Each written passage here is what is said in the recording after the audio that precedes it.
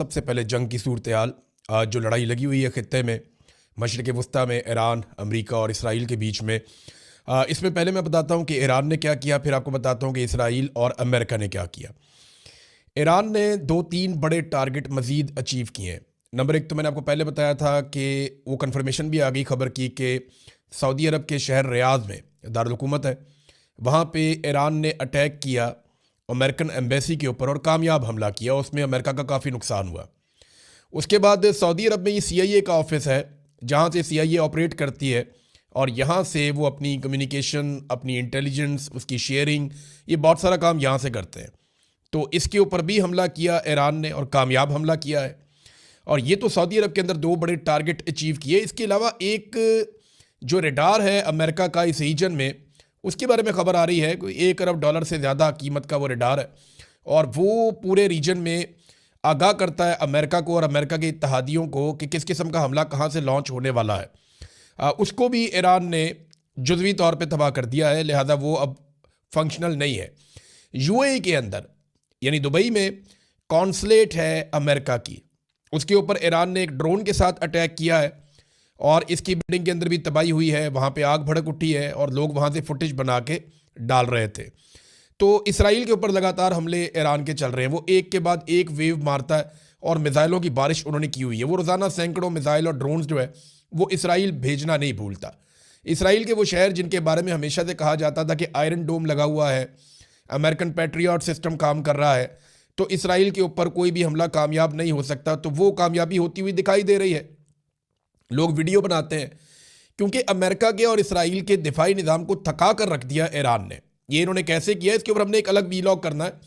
मैं एक वीलॉग कर रहा हूँ कि ईरान ने अपना पूरा का पूरा मिसाइल्स का स्ट्रक्चर क्यों बनाया, ईरान ने एयरफोर्स क्यों नहीं तैयार की, ईरान ने बाकी महाजों के ऊपर इतना काम क्यों नहीं किया, उसने मिसाइलों पे, ड्रोन्स पे, इन चीज़ों पे तवज्जो क्यों दी और उसकी हिकमत अमली क्यों कामयाब है। इसके पीछे बड़े बड़े हीरोज़ कौन थे जिन्होंने ईरान के लिए ये काम किया, जो ईरान के लिए हीरोज़ हैं। इसमें एक अलग वीलॉग करेंगे, बड़ी तफसीलात हम इकट्ठी कर रहे हैं, आपके सामने रखेंगे। अब इसराइल के ऊपर लगातार हमले हो रहे हैं। इसराइल की जो अहम तरीन बिल्डिंग्स हैं, उनके जो सरकारी दफातर हैं, वो सारे खाली हैं और उनको ईरान एक एक करके तबाह कर रहा है। और ये इंफ्रास्ट्रक्चर का एक बहुत बड़ा नुकसान है जो इसराइल को होने जा रहा है। इसराइल की बहुत सारी ऐसी साइट्स जहाँ उन्होंने बहुत इन्वेस्टमेंट की है, उनको भी ईरान तबाह कर रहा है, जबकि रोकने का खर्चा बहुत ज़्यादा है। ईरान के मिसाइल को जब रोका जाता है तो उसका खर्चा बहुत ज़्यादा है। ईरान के ड्रोन को जब रोका जाता है तो उसका खर्चा बहुत ज़्यादा है। इसराइली शहरियों की हालत इस वक्त यह है कि वो बंकर्स के अंदर चले गए हैं, तहखानों के अंदर उनको भिजवा दिया गया है। कुछ लोगों ने अपने प्राइवेट बनाए हुए थे, वो वहाँ चले गए। कुछ जो सरकार ने बनाए हुए हैं बहुत बड़े बड़े बंकर्स, वो वहाँ चले गए हैं तहखानों में। अब वो वहाँ पे ज़हनी मरीज़ बनना शुरू हो गए हैं। वहाँ से इतलात ये आ रही हैं कि लोग उकता गए हैं जंग से, जिस तरह के धमाके हो रहे हैं और जैसी तबाही की खबरें इन बंकर्स के अंदर पहुँच रही हैं। यानी अगर बाहर तबाही ना हो रही होती और इसराइल कामयाबी के साथ तमाम मिसाइलों को और ड्रोन्स को रोक रहा होता, अमेरिका उसकी मदद कर रहा होता, तो सूरत हाल कुछ और होती। देखिए ना, अब अमेरिकी इस खित्ते से जान बचाकर भाग रहे हैं। 10,000 अमेरिकी खलीजी ममालिक से और इसराइल से निकलकर वापस जा चुके हैं अब तक की इतला के मुताबिक। और जो फ्लाइट दस्तयाब होती है, जैसे भी मिलती है, अमेरिकन वहाँ से फ़ौरन निकलते हैं। और ये अमेरिका की सरकारी पॉलिसी है कि निकलो यहाँ से जाने बचा के। तो इसराइली ये सोच रहे हैं कि हमने तो उनको लड़ने के लिए बुलाया था, वो अपनी जानें बचा के वहाँ से निकल रहे हैं और हम यहाँ पे बंकर्स के अंदर, ज़मीन के अंदर नीचे बैठे हुए हैं। तो अब खतरा और खौफ बढ़ता जा रहा है इसराइल के लिए, जबकि ईरान ने अभी तक अपने वो हथियार इस्तेमाल नहीं किए जो उनके बहुत ख़तरनाक हथियार कहलाते हैं। मिसाल के तौर पर ईरान की वजारत दिफा का एक स्टेटमेंट आया। उन्होंने कहा कि हमने अभी तक अपने जदीद तरीन हथियार इस्तेमाल नहीं किए, हम जंग के आगाज़ पर अपने तमाम जदीद हथियारों और आलात को इस्तेमाल करने का इरादा नहीं रखते। ये जनाब कहा उन्होंने। एक और बड़ा ख़तरा जो है वो पैदा हो गया कि कहीं यहाँ पे एटमी लड़ाई ना हो जाए, क्योंकि अमरीकी तज्ज़ियाकार बहुत खौफनाक सिचुएशन बता रहे हैं अमेरिका के हवाले से। तो पहले हम बात कर रहे थे जो इसराइली अवाम है, जिन लोगों को घुसा दिया है नीचे बंकर्स के अंदर, वो ज़हनी मरीज़ बन रहे हैं, तनाव का शिकार हो रहे हैं और एक फोबिया का शिकार हो रहे हैं, जबकि ईरान के शहरी सड़कों पे हैं और वो शहादत की तमन्ना लेकर आ गए। क्योंकि सबसे बड़ा ईरान का जो नंबर 1 शहरी था वो आयतुल्ला खामनाई थे। उन्होंने शहादत को गले लगा लिया जानते बूझते हुए, और ये वेस्टर्न मीडिया ने रिपोर्ट किया कि उनके पास ये ऑप्शन था कि वो अपनी जान बचा सकते थे। लेकिन मैंने जैसे आपको पहले कहा था कि खामनेई ये जानते थे कि अब उनकी ज़िंदगी से ज़्यादा उनकी शहादत ईरान के काम आएगी, तो वो शहीद हो गए। अब ईरान के अंदर हर बंदा शहीद होना चाहता है। और दूसरा जो एक बहुत बड़ा मसला हो गया, 167 बच्चियां 12 साल तक की उम्र की, ये 7 साल से 12 साल तक की उम्र की बच्चियां हैं। वॉलीबॉल की 3 टीमें खवातीन की, वो भी शहीद हो गई हमले के पहले ही दिन। 40 के करीब खवातीन थी, लड़कियां थीं। तो ये बहुत बड़े पैमाने पर तबाही फैली है। अभी भी 60 बच्चियां अस्पतालों में दाखिल हैं, जिनमें बहुत सारों की जान खतरे में है। इस किस्म का वाकया अगर दुनिया में कहीं भी होता या कोई भी कर देता तो दुनिया की नंबर 1 टॉप खबर बनता और सालों तक इसको डिस्कस किया जाता। 167 छोटी बच्चियां ईरान ने एक साथ दफनाई हैं। इतना बड़ा वॉर क्राइम आज तक हमने, जो तारीख है दस्तयाब तारीख, उसके अंदर यहां नहीं सुना हमने, जो जदीद दुनिया के अंदर अभी अमेरिका ने और इसराइल ने कर दिया है। उसके बाद ईरानियों का सोचने का तरीका ही बदल गया। वो रजीम चेंज ऑपरेशन, वो हुकूमत की मुखालफत, वो सारी चीज़ें चली गई।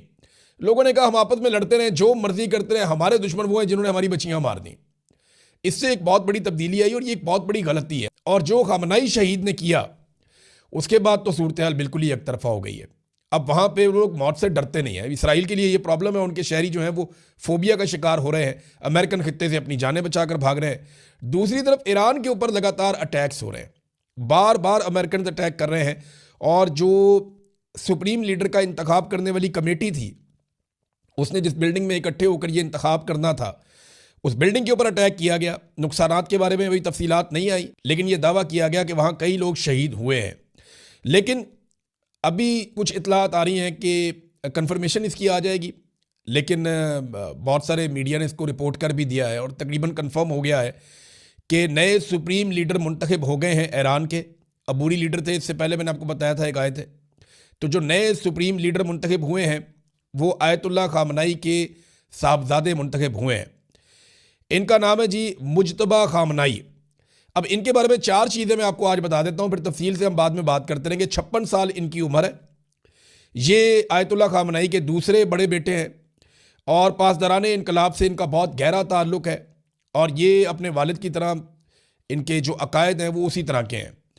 और चौथी चीज़ ये है कि इनके बीवी और बच्चों के बारे में अभी कंफर्मेशन नहीं आ रही। कुछ इतलात ये है कि इनकी अहलिया ज़हरा हद्दाद और इनके बच्चे शायद उस हमले में शहीद हो गए जहाँ पे आयतुल्लाह खामनेई शहीद हुए थे। अभी इसके बारे में पूरी तरह से कंफर्मेशन नहीं है, ये आने वाले दिन में आपको पता चल जाएगी। अब अमेरिका और इसराइल हमला तो कर रहे हैं ईरान के ऊपर, लेकिन उनके लिए बड़ा प्रॉब्लम यह है कि वो साइट्स किधर हैं जहाँ पे ये मिसाइल पड़े हुए हैं या तैयार हो रहे हैं। ईरान ने बहुत बड़े पैमाने पर मिसाइल तैयार करके छुपाए हुए हैं, किसी को भी इस बात का अंदाज़ा नहीं है। ईरान के पास जो लॉन्चर्स हैं वो मूवेबल हैं, यानी वो व्हीकल्स के ऊपर मूव करते हैं कि कभी किसी इलाके से लॉन्च करते हैं, कभी किसी इलाके से लॉन्च करते हैं, कभी किसी और एरिया से जाके लॉन्च कर देते हैं।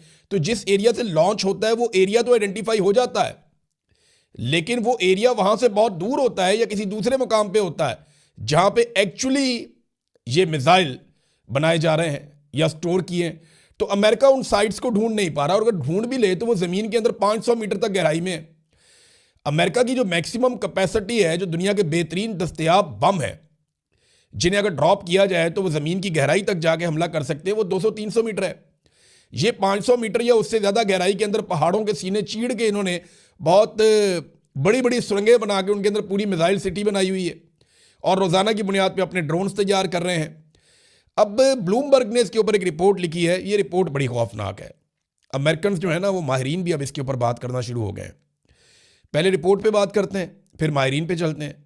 ब्लूमबर्ग की रिपोर्ट जो है वो मंजरकुशी कर रही है और वो ये बता रही है कि ये जंग हथियारों की कीमत और तादाद का खेल बन गई है अब आहिस्ता आहिस्ता।